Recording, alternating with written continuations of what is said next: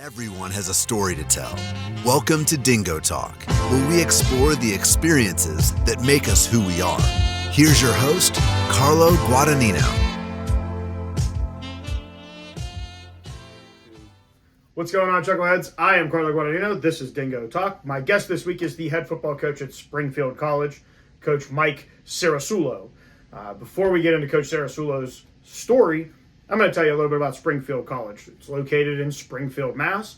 They have about 2,005 students, 76% acceptance rate, 74% graduation rate.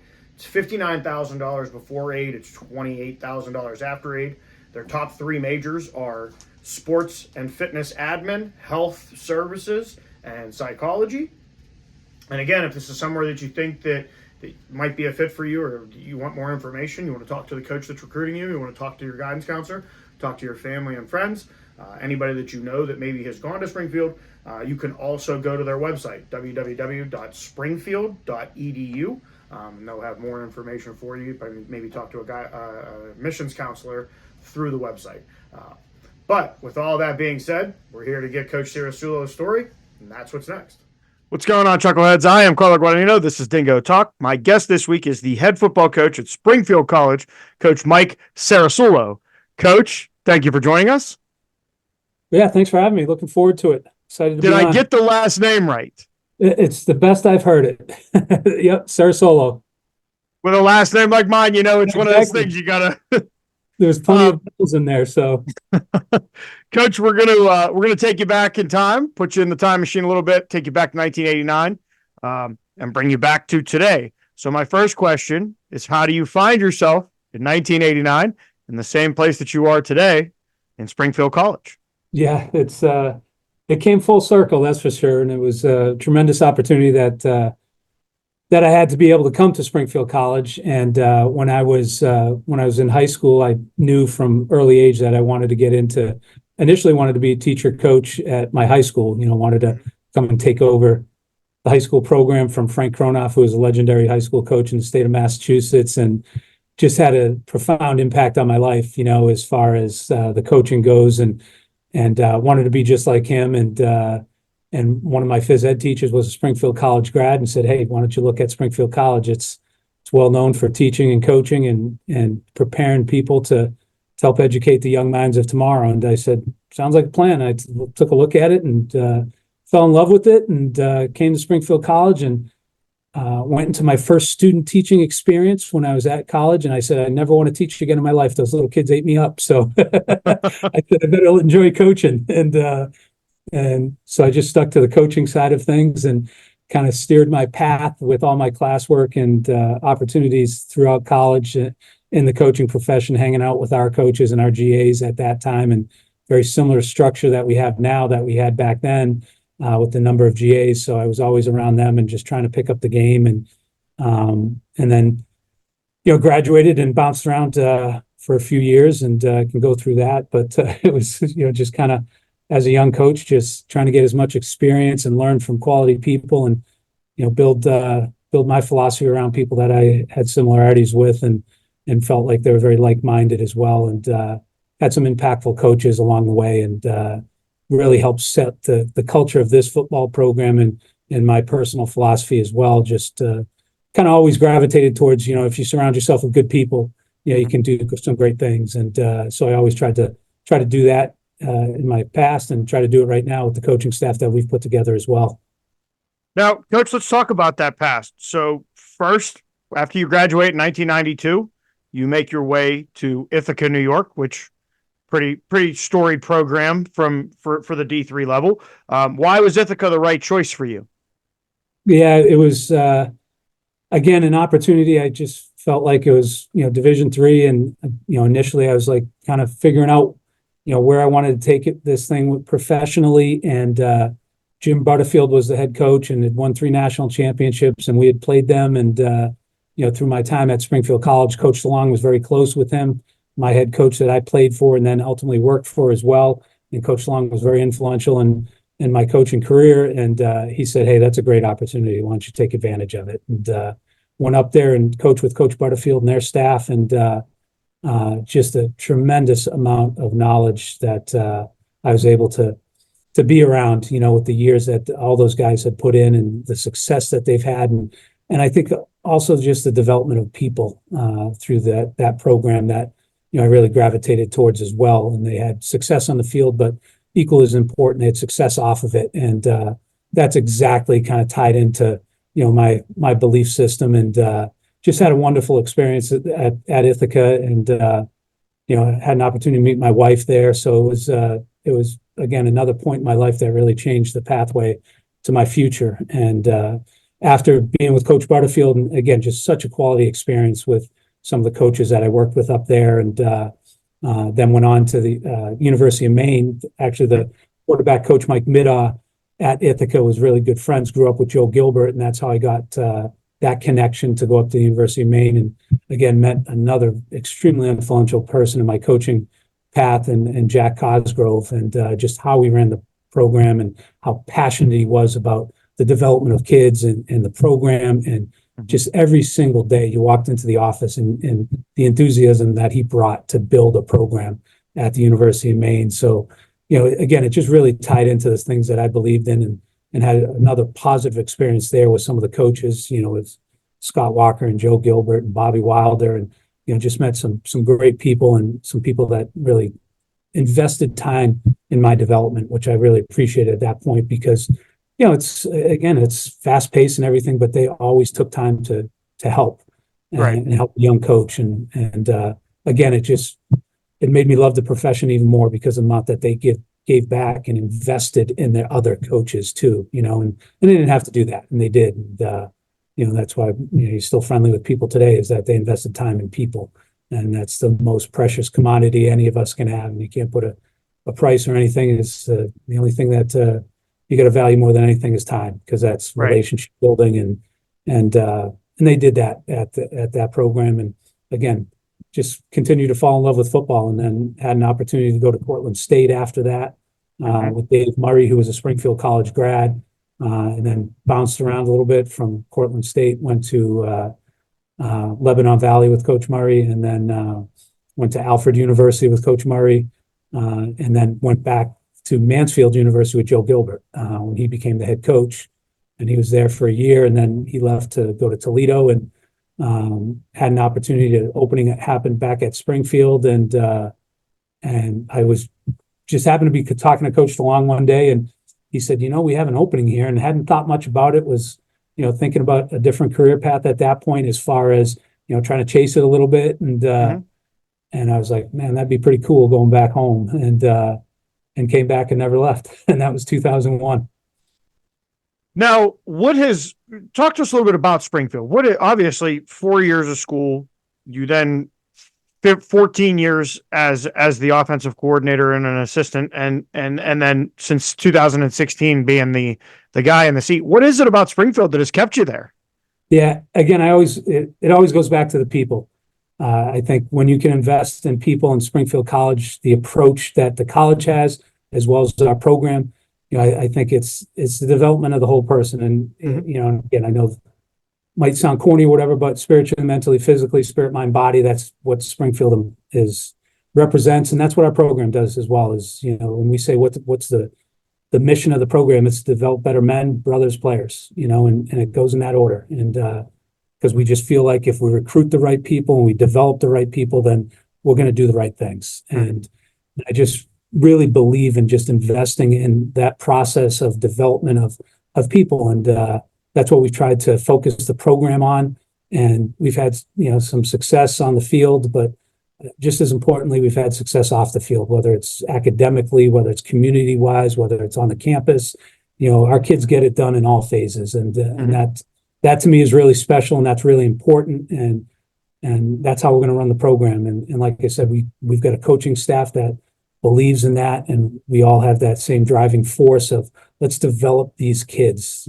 Right. The scoreboard on Saturday doesn't define who we are the rest of our lives. And obviously at the Division III level, kids, we always tell our kids, because of the type of school we are, is that you're probably not going to the NFL, but you might work there one day. And we want to prepare you for those other 40 to 50 years of your life, not just the 4 years you're on this campus. And we want that time that you're on this campus. And I always go back to time is that to be some of the most impactful and special 4 years of your life, and you really find out who you are as a person when you're away from home for the first time, and you have to build those relationships all over again. And from a football standpoint, you're usually going from the top of the food chain back down to the bottom of the food chain and having to earn it all over again. And it's a challenge, at any level of college football. And to see these kids mature and develop, from their freshman year to their fourth or fifth year is special. And I just, that's what keeps me here. And that's what, I think is so special about this place and within our program as well is the kids that everybody talks culture, and the kids are our culture. They're Right. the ones that live and set it every single day. It's not one person, it's not me, and it's not, the other 15 guys on our staff or whatever. We try to help mold it and bridge some gaps every now and then. But the kids are the culture, so they're the ones that really have to breed it within the team. Now, Coach, let's talk a little bit more on the recruitment side of things. When you're talking to a prospective player, and you touched on a handful of things there that you guys are looking for, minus the guy has to be able to play ball, because that's why he'd be being recruited to play football for you guys. But what else are you looking for when you're bringing somebody in? And what are you telling parents that, hey, for the next 4 years, we got the keys. We're going to take care of it, and we're going to give you a better product than when he first got to campus. Exactly. And that's the whole goal of it, is that you're changed from, where you were to where you ultimately want to be. And I think the word coach is that's it. It's you're trying to transport that knowledge that you have and the experiences that you had. So, those kids can develop, whether it's on the field or off the field. And, when we talk about attitude, effort over everything, because you can have a lot of inadequacies, but if you have a positive attitude and relentless effort, you're going to be able to give yourself a chance to be successful, not only in college, but well beyond that as well. And then obviously, like you stated, ability, and again, it goes attitude, effort, ability, toughness, character, courage in our program, and those things that we look for and we try to develop as well. You got to have ability, you got to be able to get it done in the classroom. You got to be able to get it done on a campus on a Saturday night. We talk about the culture has got to be clear, concise, and consistent. It can't be 6 days a week, and then all of a sudden you win a game on a Saturday night and you'll throw it all out the window. That consistent attitude and effort. So you have to have the ability to do right on campus as well. And then, that character and that courage, you got to be able to stand for something. I think that's important as well, and a lot of times it's, and especially people talk about kids are different today and everything else like that. And it's like, maybe we're teaching them differently, and not providing them, the opportunities or the resources to have the courage to stand up in front of people and say, hey, that's not the right thing to do. So, that's our job as coaches, is we're trying to educate them on what is right, and they know that. They know the difference. We always say, if you got to think twice before saying something or hitting send or anything, you answered your question, Right. Don't, so it's like on a football field, and obviously our kids love football and are passionate about the game, and it's like, hey, if you have to hit that guy one last time, right on the fringe, probably shouldn't do that. Yeah, it's think about it. If you had to hit him one more time, did you think it was a good idea? Yeah. And these kids, they get so, it just takes a long time to build that character, and it can be diminished in moments, and what people think of you. And unfortunately, we have, with social media and cell phones and things, so many people that, built that reputation up over years, and then, within a 10-second soundbite or clip, it's out the window, Right. and, just trying to educate them about, what's right and what's wrong. Now, Coach, let's talk about the 2023 season. Other than you had a loss to Union and a loss to Ithaca. The Ithaca loss, I believe, came in the playoffs, correct? Correct. Yep. So 7-0 in the conference. What was your takeaway from 2023? Yeah, again, we talk to the team all year long, and it's closing the gap, and we always kind of raise our fingers up and say, when we're that close, you're also that far. And what do we need to do to continue to close that gap? And like I said, we always fall back onto, those core values of attitude and effort. And okay, everybody in the country is doing summer workouts, and everybody does spring practice, and everybody, lifts weights and runs and whatever, gets ready for, are you doing the extra things? Are you doing the recovery stuff? Are you rehydrating correctly? Are you sleeping, as much as you possibly can, and doing all the other things that potentially can close that gap a little bit? You getting on watching some extra film rather than getting on social media and watching 20-minute reels. Jump on and watch some film today. Do some extra footwork, put the phone down for an extra 45 minutes, and when you stack all those things, it's going to add up, and you'll be able to, to pull from that at some point during the season. And it's just, I think, and obviously it's, tied in with throughout the entirety of the year, is just that constant development of the culture within the program, that will help us close that gap, and we can make great strides, in the strength room and conditioning and field work and things along that line, but it's also calcing their minds, to be tougher, in the summertime when, hey, it's a Friday afternoon and, I still got to get my workout in, or I could go to the beach. It's like, you got the rest of your life to be on the other side of the fence watching the games. You get a small window to play in them, And once it's gone, it doesn't come back. You don't get that time back. And time is going to wait for no man. It is right. It's coming. Every day once you step foot on as a freshman, you're also one step closer to ending that career at some point. Now, I saw the 2024 schedule. Non-conference is West New England, Husson, and Union. Yes. Now, I've asked a couple other coaches this with the 3 non-conference games. Do you find it do you have any struggles with filling those non-conference spots, having 3 of them open? I think it's getting harder and harder with all the alliances that are occurring, especially in the Northeast. And I know that our conference is collaborating with the CCC to try to do something, and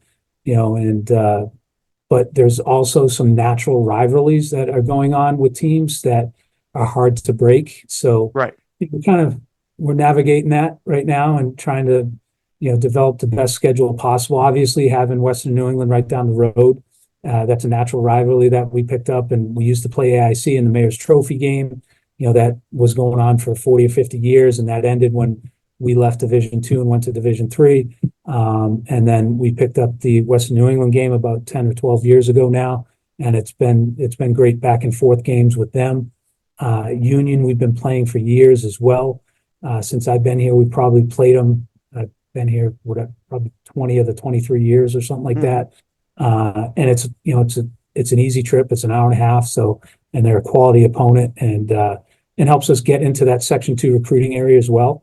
And then, Husson, I think it always works out because not a lot of teams want to drive up to Maine. So, and we're like, well, we got kids from Maine, and that's a good, recruiting opportunity as well. And right. And sometimes we struggle getting games with, the style of offense that we run. It's kind of unique. So a lot of teams are like, they want to have to, put that time, energy, and effort into playing that game once a year, and everybody else is running other stuff, So, Husson is again a great opponent, and it does give us an opportunity to get our team on the road, and our kids love going on the road, staying in hotels and doing all that stuff. And right. I think it's a great opportunity for them as well, and experience.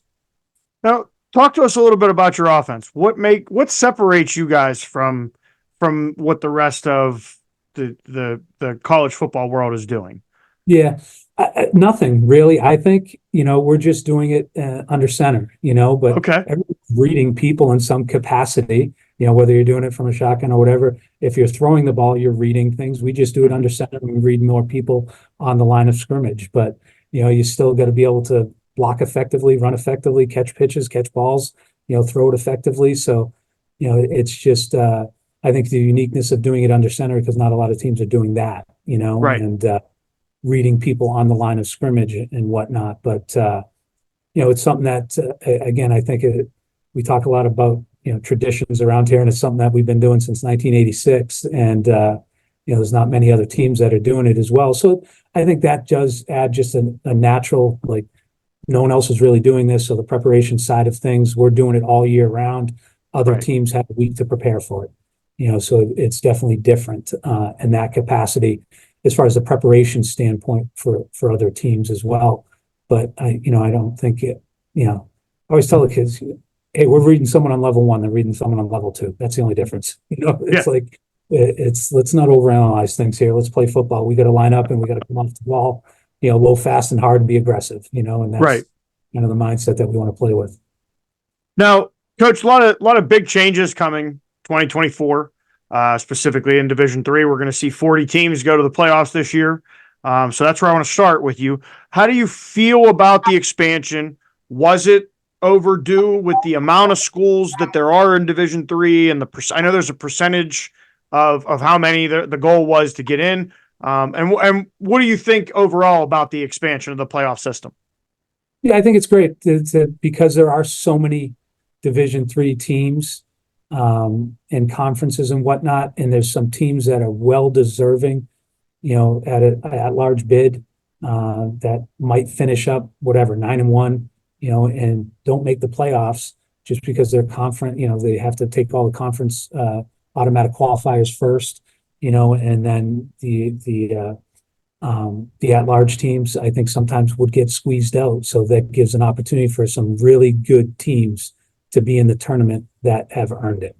And to me, that's, again, the opportunity to provide kids to play on that level, that stage. I mean, it's awesome. I mean, I know our kids every time, they never take it for granted as far as getting an opportunity to play in the NCAAs. Generally, you're going to play a team you haven't played in the past, or throughout the course of the year. So that's a pretty cool experience. And then the opportunity, if you win, you advance, and you might get a travel trip and be with your team and those experiences as well.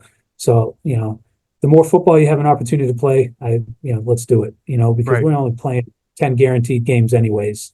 It's not like the higher levels where they're playing upwards of 15 games and stuff. Our kids are guaranteed 10, and hey, if you can get another one, that's great for these kids and their college experience. Coach, the other big addition, I guess we'll say, to the sidelines this year, the approval of up to 18 iPads on the sidelines. There's two specific companies that are going to be running that. No huddle, no, you're not going to be able to look at plays or games from weeks prior, but it's going to give you coaches an extra eye in the sky of looking at things, giving away for visual learners. How do you feel about the addition of the iPads? And are you guys in the conference gonna go with it? Because I've talked to some coaches where they've said we might hold off for a year. I know that's a large expense. Where do you guys fall on that? Yeah, I think initially I don't like how they rolled it out. I think it should have been, hey, and I know we got the literature a year ago that it's potential, but because of financial reasons and because of obviously the quick turnaround of when things were instituted, they should have said this is going into effect a year from now. Get yourselves ready for it, prepare for it, financially be able to, put in for it or whatever. And I also, we have enough technology in the game. I think let's line up and play some football. That's my personal opinion. And I don't think we need added, technology on the sidelines. It's hard enough with our staffs being the sizes that they are. We have 3 full-time coaches, and then we have 8 GAs. So the first time that they've ever coached is, coming up in, September 6th, in a game situation, and then to have to, teach them all the skills, drills, tactics and as well as, how we run our program and things, in a short window. But hey, let's add this other component to things. Again, I didn't think it was necessary. I thought, the things that we're doing with the game, I also didn't think the timing changes were necessary. Again, we only played 10 games. I know the rules, but with TV timeouts and things like that, and 6 or 7 plays taken out of a game at the Division III level is 60 or 70 plays over the course of the year. And whether you're up, you're behind, their special teams plays, that might be opportunities that kids are getting chances to get on a football field. With so few games anyways, I thought we should have kept the timing rules in place. Division III is different. We don't have TV timeouts, That's what I was going to say. We don't deal with that. You're not dealing on a national scale where you need that 60 seconds or the 120 seconds or whatever the slot might be to get your Most of it is either a local radio station, the college. If you have when you have communications majors, I'm sure you have guys that cover the games. I don't understand that logic of the timing thing. One hasn't sat well with me. When I talked to Coach Fagiano about it last year, when it got pushed off, and we were like, no, we don't need that. So, and we don't need the same rules as Division I. I mean, it's a different game. Right. It's a totally different game. And like I said, when they're playing 12, 13, 14, 15 games, I can see where the wear and tear on a college athlete is tremendous. Mm-hmm. Division III, it's not as much. Our rosters, in some cases, a little bit bigger, and we're looking at saying that, hey, those 70 potential plays that we're going to lose, okay, let's say 20% of them are going to be, special teams plays. And a lot of times those are kids that's their handful of plays in a game, right. And that, they're not getting a scholarship. That keeps them engaged. That keeps them, in tune to the game, and they're excited to run out there. And then we get the chance to evaluate, wow, that kid's really good, Mm-hmm. And his competitive edge when he plays in a game, and that might change your depth charts a little bit and things. Those are going to be lost now. So just the development of players as well, as with the limitation of reps for some of the kids is, I just don't, didn't think we needed it, same with the technology on the sideline. I don't necessarily think we need it. And, but it's in place. So you're not going to have a competitive disadvantage, right? So you're going to find a way to utilize it. But I know we've been researching it and whatnot right now. And I mean, with our conference, we're hoping that we can do a conference deal, but we're running out of time here with the season approaching. So it's all right. If you go on your own, it could be upwards of $10,000 to $12,000, and with a conference alignment with it, and and as you know, the technology is going to change in a year. This company is probably going to be bought out in a year, and it's now you're going to need new components. So okay, that service that we had last year is going to be compatible with what the technology is next year. So before you know it, it's like within a year or two, you're going to have to upgrade the system or change the system, and you just dumped a significant amount of money into it. In right. Small private colleges like ourselves, that it's hard to come by sometimes.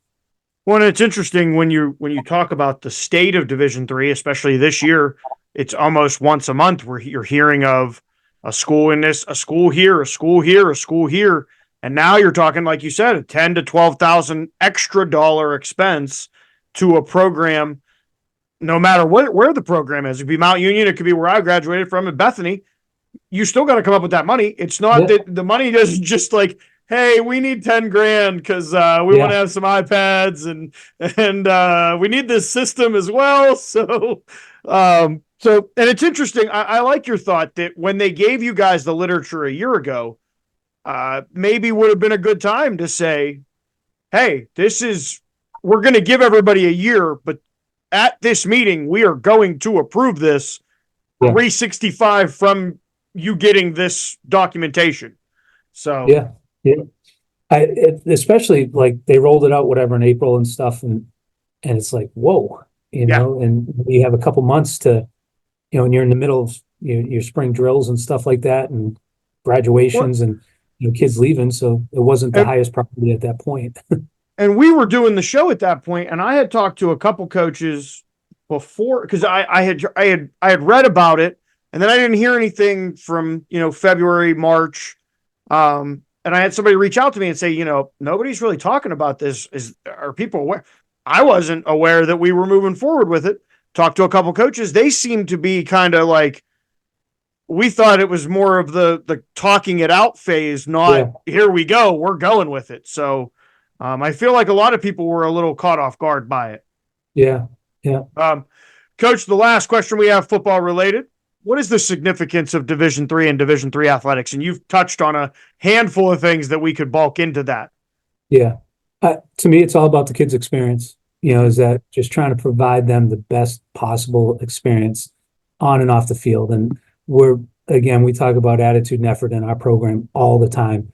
And as a coaching staff, that's what every single meeting is like, what can we do to provide the best experience for these kids, on the field with our brotherhood development, and just what we're trying to create here within our program. And to me, that's my job, is like, I want these kids to have a great experience, and an experience isn't just having fun. It's like putting them through some chaotic situations. So when they control that, they build confidence in themselves, and so that they can handle other things outside of, a football field. We always talk of, if all I'm teaching is how to block and tackle, then I'm not doing my job. And, quality experience isn't just all the fluff and everything else like that. It's, it's putting in the time and energy and effort so that when they leave here, they felt like they were part of something special and they earned the opportunity to put that S on their helmet. And that, to me, within our program and, that experience. And like I said, I think it comes in so many different things.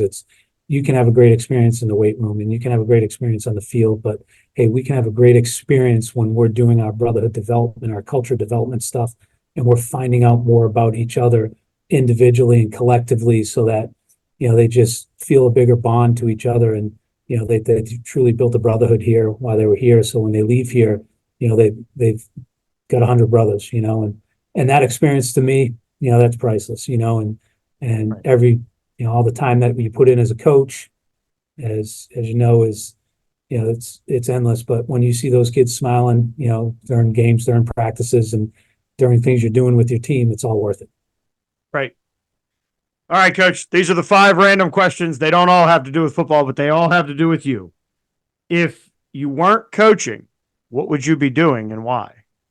Oh, I'd be landscaping probably. Just I don't have many other good skills, I can't fix cars and do stuff like that. So I could probably be outside mowing lawns and digging ditches and stuff like that. And not to take anything away from those jobs, but it'd be active and it'd be outside and be around another team of people.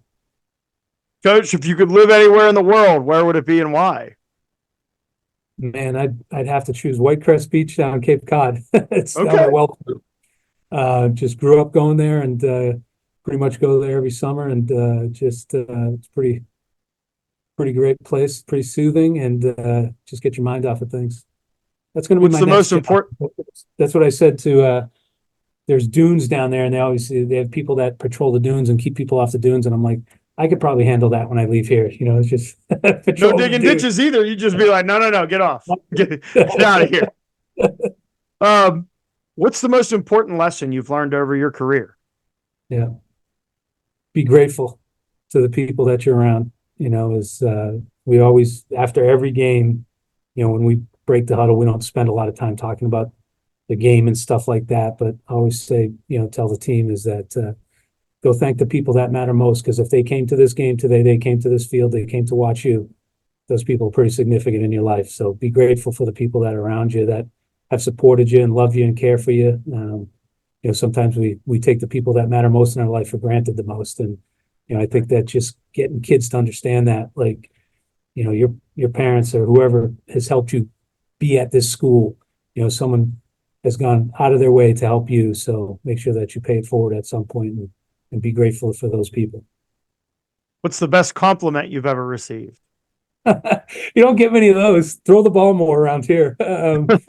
Compliments. I think I don't know if that's a tough one. I just think anytime someone says they're proud of you, I think that means the world. And I don't think we say it enough to our kids at times, and just as many times as a kid needs a kick in his ass, he probably needs a pat on the back as well. So, telling kids that you're proud of them and appreciate that the attitude and effort that they're putting forward to the team.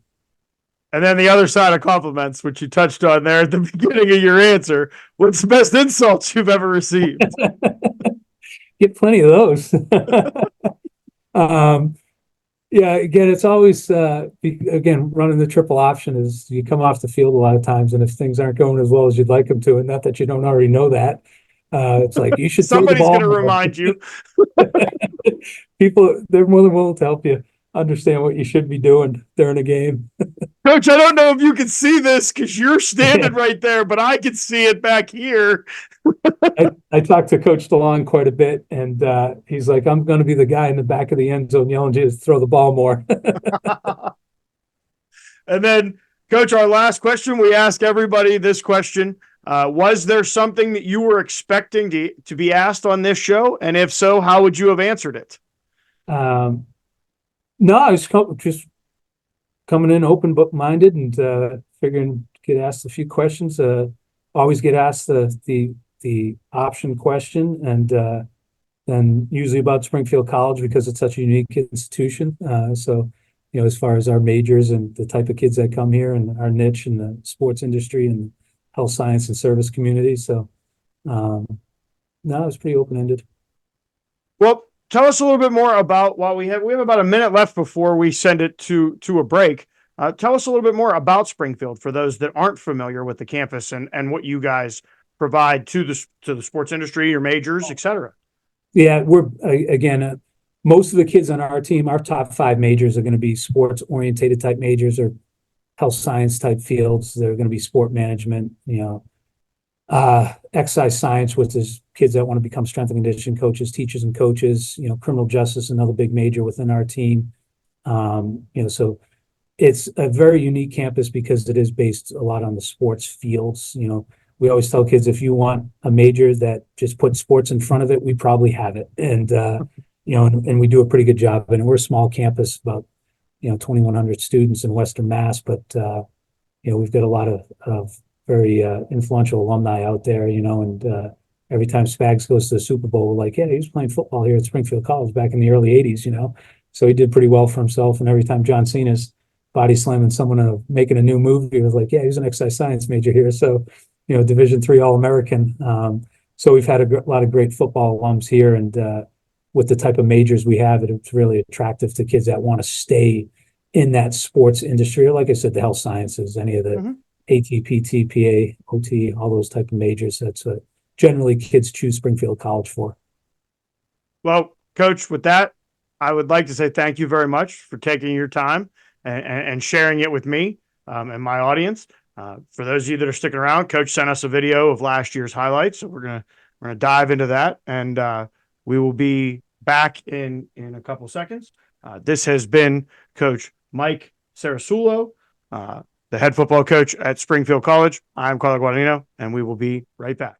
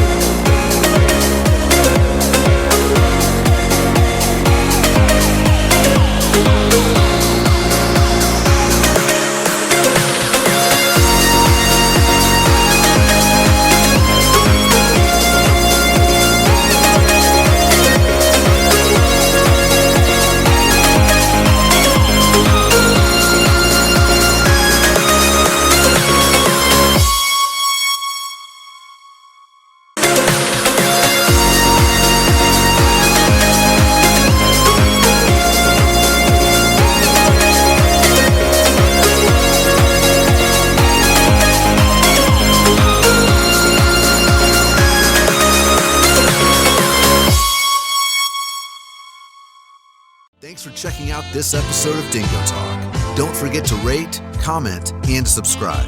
For more info and to contact the show, you can find us on Twitter @DingoTalk.